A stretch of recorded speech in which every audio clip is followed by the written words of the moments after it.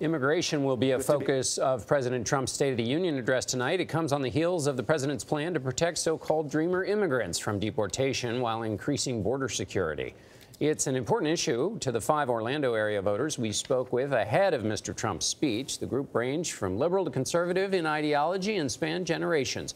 We spoke about the need for a border wall and the challenges the president faces overseas. Debbie, you voted for Hillary Clinton. You're not a fan of Donald Trump, but do you expect him in this next year to be able to do something to address some of the issues you have with his presidency? Well, I think the most forefront issue right now is DACA.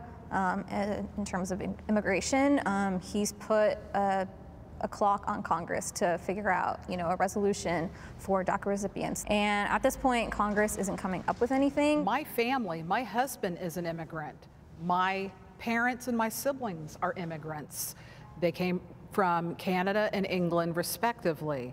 If you want to come to the United States, I'm all for it. I'm all for bringing people in because we are a nation of immigrants. But I want people to come here legally, apply for the resident alien green card, or, go through the path to citizenship. But the immigration process takes more than 10 years, and some people don't have the luxury of that time. Some people are fleeing their countries due to civil war conflict in their countries. My family's from the Middle East. We vote primarily Republican, small business owners. I agree that, the laws are unfair and it takes way too long to apply to be a citizen in this country, but I don't think saying the laws are unfair are a good enough excuse to justify illegal immigration, because that supersedes the people who are on the wait list and who are trying to come to this country and do it the right way. Debbie, what do you think is on the president's mind in terms of driving his presidency? What do you think? Well, right now, I do think he's very focused on the border wall, as he has been since, he announced his candidacy.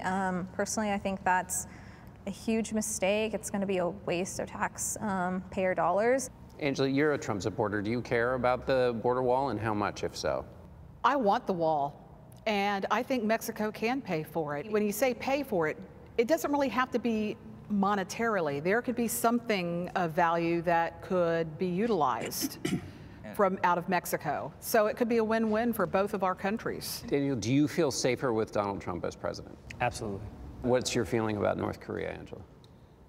I think North Korea is crazy. The man is crazy, but he pulls any kind of stunt, he's going to get flattened. What does that mean, get flattened? We will retaliate. I'd rather be diplomatic. I think North Korea is actually a good litmus test for how well Trump is doing, because, it's weird, but on the same issue, he's at polar opposite ends, because on one hand, he's insulting, North Korean leader on Twitter. Yeah, right. On the other hand, you have the South Korean president who's coming out and saying, we give our gratitude and we're thankful for Donald Trump for bringing North Korea back to the talking table.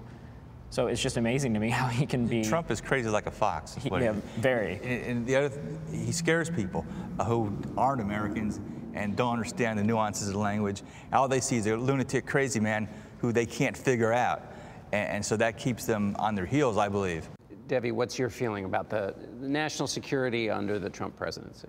Angela mentioned diplomacy. I don't think that President Trump is capable of diplomacy.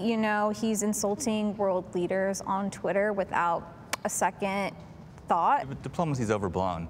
Look at it. We've had diplomatic endeavors to solve the Mideast crisis for 30 years now, longer than that, and nothing is accomplished.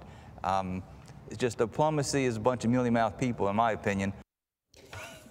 Well, those in the State Department would differ with that. Right, yeah. Is mealy-mouthed bad, John? I believe it is. In that instance, it's pejorative. By the way, not just those in the State Department, those that are on the front line certainly hope that diplomacy works before they get deployed. Right, absolutely, or before it gets to that pass they were talking about with military. But, I love so much their passion about their feelings. And it shows you when you go to people and ask them, what do you think? They have lots to say, and they articulate it very, very well. Yeah, yeah, and it also often doesn't fit right into the boxes. That's right. So it's always good to get out there. CBS News coverage of the State of the Union begins tonight at 9 Eastern, 8 Central. Jeff Glor will anchor from Washington, and we'll be here in Studio 57. Plus, our political team will offer original reporting and analysis.